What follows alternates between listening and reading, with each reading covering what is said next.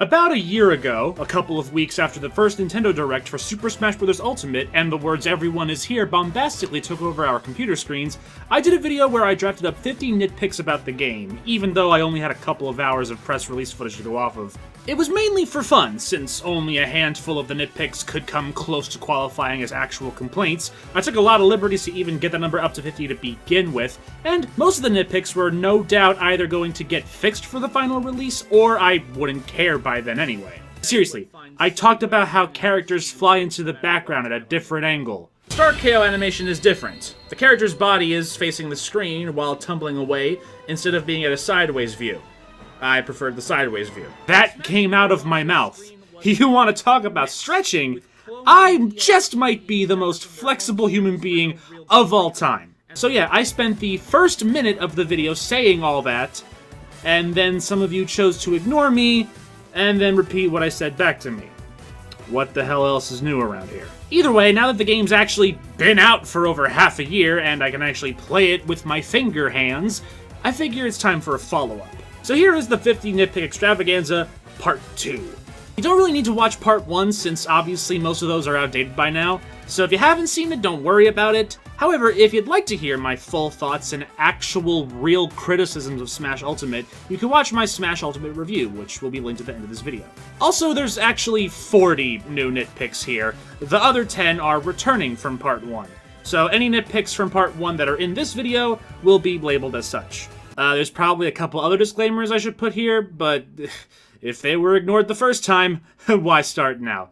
Okay, alright, here we go. You can't switch characters in between rounds in online quick play. You're stuck with whoever you initially picked until one of you leaves. This was initially one of my biggest regular complaints in my Smash Ultimate review, but I've since noticed I kinda have a habit of not really switching when I'm fighting strangers. Either way, it's a nitpick now by default anyway, because 9 times out of 10, people keep freaking leaving before I even get a chance to rematch them.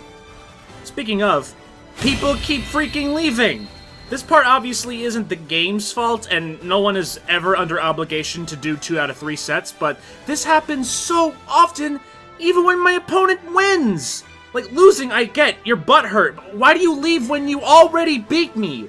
Don't you want to beat me again and deny me my revenge? How do you people consistently say no to an enticing prospect like that? Global Smash power is meaningless and seemingly inconsistent, and the fact people have to look up videos on how exactly it's supposed to friggin' work in the first place says more by itself than I could. Some spirits don't make conceptual sense. There are spirits grouped together in groups of 2 or more, implying that all of them share one soul? I can overlook that as a means to not draw out the overall spirit count any higher than necessary. Lord knows we're already well past that point. But what about spirits where it's the same character, but in different clothing?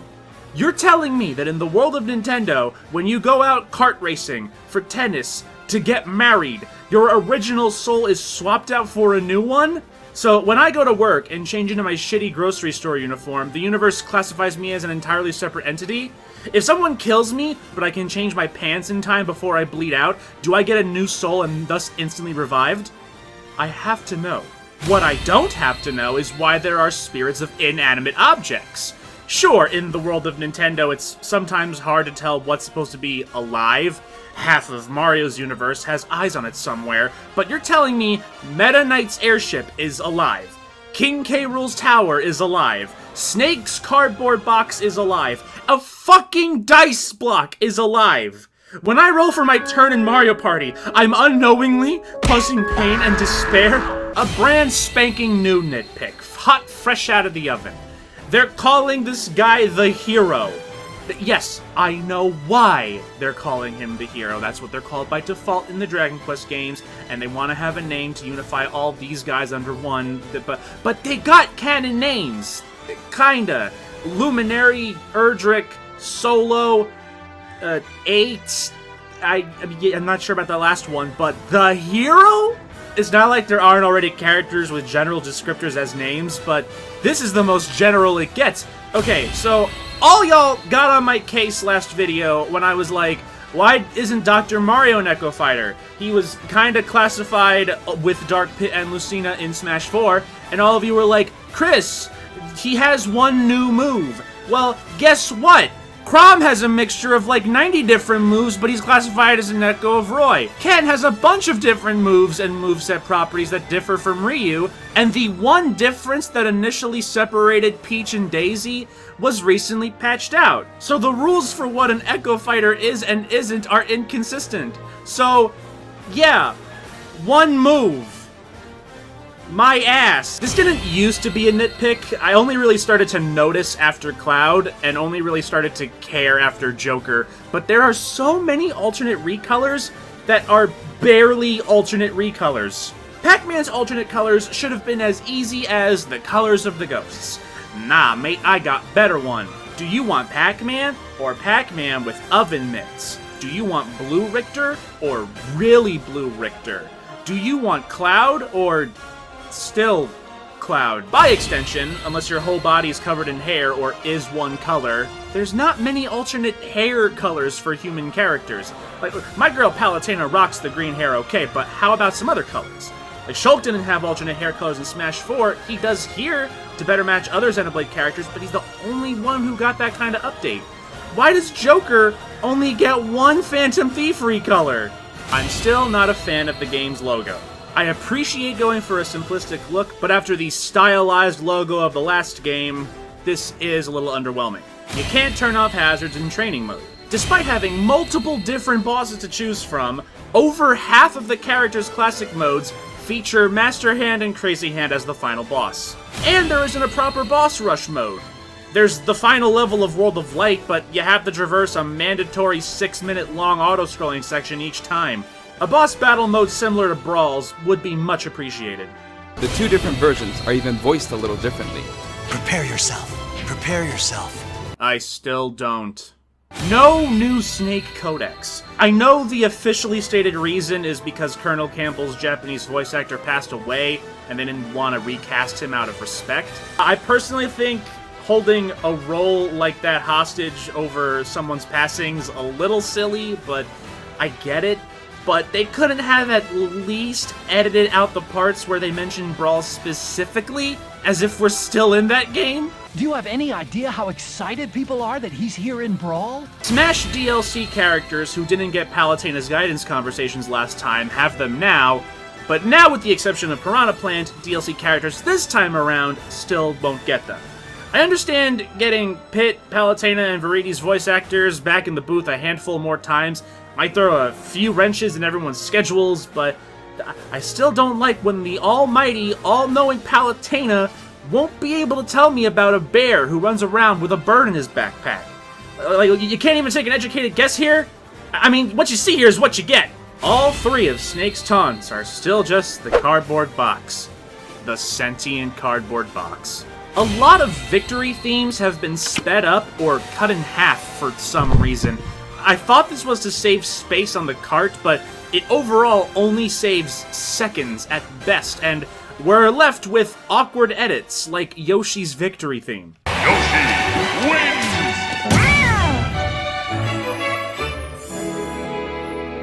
Ladders.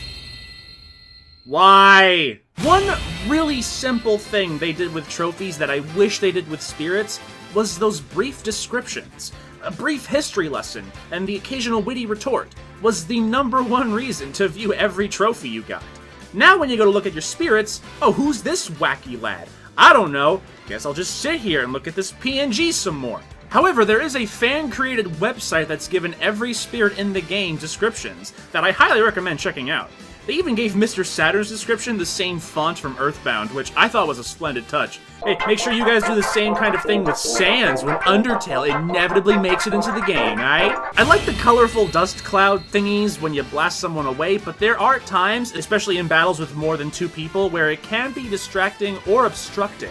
And unless it's been patched in and I missed it, there's no option to turn it off. Pac-Land was the Pac-Man stage that got brought back instead of Pac-Maze, and I say the following as the one person on the planet who likes Pac-Land. Why? Wish I had another amiibo. A new challenger approaches. Amiibo. Spirit dojos are so meaningless, I actually forgot they were in the game at all until I wrote this video. I used the gym and expeditions a couple times while I was going through World of Light, but the dojos? There are so many of them, and I'll never know what any of them do. They got rid of that cool little background column of the platform for Omega Pirate Ship. While I greatly appreciate that music selection per stage is now grouped by series rather than just whatever's there, I still wish there was some kind of option to play any song on any stage. It's not like it would have made things cluttered either. Custom playlists exist. Heck, when they announced them, I thought they would be for this exact purpose. It can't be a licensing issue. Other series songs play during spirit battles on stages, why not regular play? There were problems that arose with the last 2 DLC characters that came out. Piranha Plant came out, it could potentially corrupt your save data if you played Multiman. Joker came out, and then he didn't come out. I really hope this isn't going to be a reoccurring pattern, but I seem to recall similar eShop problems back during Smash 4's DLC. So, same problems a whole system later, I ain't holding my breath. I love the Zelda characters' updated designs, but I still wish Twilight Princess was an alternate for Zelda and Ganondorf. I'm probably in the minority here, but I personally really love those designs. There is still only 2 Final Fantasy songs, and Cloud is still only in Japanese, which we used to pin entirely on Square Enix's side of things, but, at least as far as we can tell right now, they appear to be way more lenient with Dragon Quest content, and Steve Burton's contract restrictions that supposedly barred him from Smash apparently meant nothing for the FF7 remake, where he's been completely recasted. So, I don't know what the hell's going on over there, man. So I've gotten used to the character select screen being ordered by appearance in Smash rather than series, but I still wish there was an option. Like, yeah, no lifes like you and me know where any character is at a moment's notice, but like, come on. Mewtwo has a hurt box on its tail now. Whether or not you think Mewtwo's a good character or a bad character, whatever, shit like this is jank as all hell. I miss those posters that the newcomers in Smash 4 got. Inkling kinda got one, but that was it. It's ultimately a lot of work for images that just kinda got slapped onto web pages that people stopped visiting after a while, but they were still so cool. I own copies of some of them, actually. I'm waiting till the day I move out to put them up, but I got them. And I want more. So a lot of you didn't know what I was talking about last time. When I said Konami didn't want to let Snake back in without one last fuck you to Kojima, what I was referring to was the icon was changed from the Foxhound logo to a standard exclamation mark. But the Foxhound logo was also previously the logo for Kojima Productions. Nitpick still stands. Randall, the cloud platform on Yoshi's story, counts as a hazard, but if you turn hazards on, Fly Guys will spawn with food items too for no good reason, even if you have items turned off. Which means this stage isn't legal with Randall, which sucks because there's been some wacky shenanigans with him in Melee that we're probably never going to get here. The stage builder has double the backgrounds of Brawl and Smash 4 combined, but because the backgrounds are pre-existing stage backgrounds simply turned into still images, they could have easily fit in way more. Problem I had with Smash 4 as well, but having Mii Fighter costumes of characters who are already playable, it seems a little counterintuitive. How is it twice now that you take a Pokemon known for having 90 fucking forms and only make it go eh? This one is more so a suggestion than a nitpick, but in Marvel vs. Capcom 3 and Infinite, when you tag partners in, they call each other out by name. It's such a minuscule, unimportant thing that adds nothing of substance for most people, but I eat that shit up. And even though Smash doesn't really have a tag-in, tag-out mechanic like that, I would love it if the characters, or at least those who can talk, obviously, could do something like that. Outside of trailers, Smash characters don't really often interact with each other in ways that don't involve fists, and it'd be really cool to see something like that. Or at least do those victory screen quotes that every other fighting game ever made do. Another suggestion, you know what DLC I would eat up? Music packs! I'm amazed they haven't done this yet. I would gladly pay money for additional music, separate of music coming with the remaining fighters. Yes, I am asking for more songs in a game that will soon have over 900 of them. I cannot be stopped. Do not approach me. You will not live to tell the tale. You can't shield platform drop anymore. Minor thing, but, you know, useful. Maybe, I don't know, are we done yet? Why did I agree to do a sequel? Final Smash Meter is banned from competitive play. And, yeah, in its current form, yes, I agree. But I'm still sad. VR. Who asked for this? Who went, why yes, I too wish to gain the ability to vomit on command. So last time the nitpick was the DK rap still skips Lanky Kongs and Chunky Kong segments. I would like to upgrade the nitpick to any song that got cut down in Smash 4 remains cut in this game.